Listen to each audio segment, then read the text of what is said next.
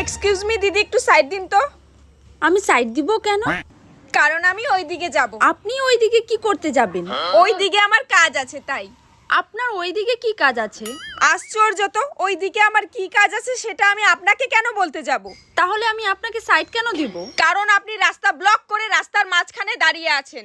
আমি কেন রাস্তার মাঝখানে দাঁড়িয়ে আছি? ওহ, সেটা আমি কি জানি? আপনি জানেন না, তাহলে আপনি আমাকে সাইড দিতে কেন বললেন? হে ভগবান, কারণ আপনি রাস্তার মাঝখানে দাঁড়িয়ে আছেন। আপনি কি করে জানেন আমি রাস্তার মাঝখানে দাঁড়িয়ে আছি? কারণ আমি আপনাকে নিজের চোখে দেখতে পাচ্ছি। আপনি আমাকে নিজের চোখে দেখতে পাচ্ছেন, তাহলে আমি আমাকে নিজের চোখে দেখতে পাচ্ছি না কেন? আরে আপনি আপনাকে আয়না ছাড়া কি করে দেখবেন? তাহলে আপনার কাছে কি আয়না আছে? কোথায় আয়না? আমার কাছে আয়না কেন হতে যাবে? আমি নিজের চোখে দেখছি,